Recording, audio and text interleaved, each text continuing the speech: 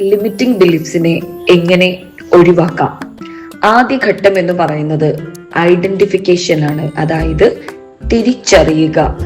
നമ്മുടെ വളർച്ചയെ തടയുന്ന എന്തെല്ലാം വിശ്വാസങ്ങളാണ് നമ്മുടെ ഉള്ളിലുള്ളതെന്ന് കണ്ടെത്തുക. അതായത് എനിക്കിത് കഴിയില്ല, ഞാൻ അതിന് യോഗ്യനല്ല, എനിക്ക് അതിനുള്ള ഭാഗ്യമില്ല എന്നിങ്ങനെയൊക്കെയുള്ള ചിന്തകൾ നിങ്ങളുടെ ഉള്ളിലുണ്ടോ എന്നുള്ളതൊന്ന് ആദ്യം തന്നെ തിരിച്ചറിയുക. അതിനുശേഷം എന്ത് വേണം? Questioning the belief. ആ ഒരു വിശ്വാസം, ആ ഒരു ചിന്ത അത് ശരിയാണോ എന്ന് ആലോചിക്കുക.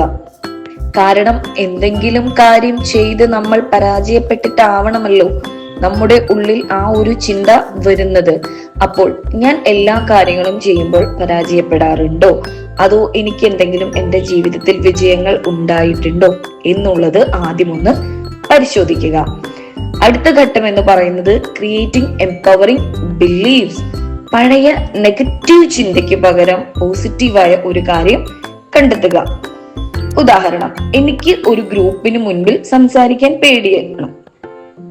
മാറ്റി എങ്ങനെ പറയാം? എനിക്ക് എന്റെ ആശയങ്ങൾ വ്യക്തമായി അവതരിപ്പിക്കാൻ സാധിക്കും, ഞാൻ അതിനു വേണ്ടി പരിശീലിക്കുന്നു. അതെ, എന്തൊരു കാര്യവും പ്രാക്ടീസിലൂടെ നമുക്ക് നേടിയെടുക്കാൻ കഴിയും. നമുക്ക് പോസിറ്റീവ് അഫർമേഷൻസ് ഉപയോഗിക്കാം. എന്താണ്? പുതിയ പോസിറ്റീവ് ചിന്തകൾ ദിവസവും ആവർത്തിച്ചു പറയുക. ഇത് നമ്മുടെ സബ് കോൺഷ്യസ് മൈൻഡിലെ പഴയ രീതികളെ മാറ്റി പുതിയവ രൂപപ്പെടുത്താൻ സഹായിക്കും. വിഷ്വലൈസേഷൻ. നമ്മൾ ആഗ്രഹിക്കുന്ന കാര്യങ്ങൾ നമ്മൾ നേടിയെടുത്തതായിട്ട് മനസ്സിൽ സങ്കല്പിക്കുക. അത് ആത്മവിശ്വാസത്തോടെ പ്രവർത്തിക്കുന്നതായി കണ്ണടച്ച് സങ്കല്പിക്കുക. ഇത് മനസ്സിന് വലിയ ഉന്മേഷവും ധൈര്യവും നൽകും.